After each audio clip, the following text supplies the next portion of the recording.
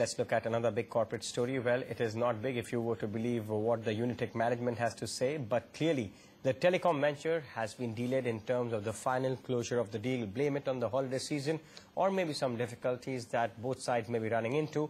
It's clear that December 2008 is not a deadline that both of them, Telenor and Unitech, will meet.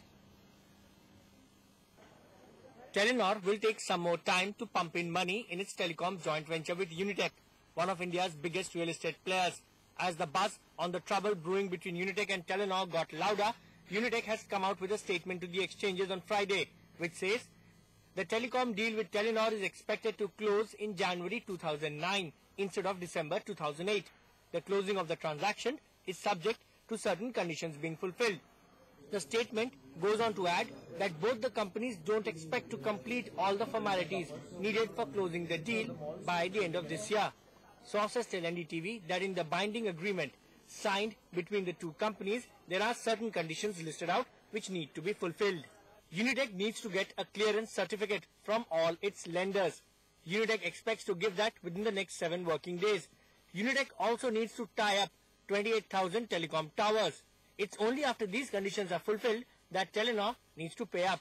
Even then, Telenor is required to pay in tranches, and the first tranche will be a payment of about $250 million.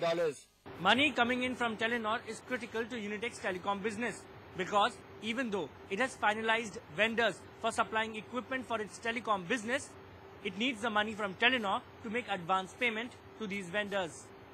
Telenor has been going through its own problems and is finding it difficult getting its rights issue through to raise money for its Indian acquisition. But now it may have a way out. Telenor is expected to get dividend of $400 million from its Ukrainian venture, Kyivstar. This is dividend for the years 2004 and 2005.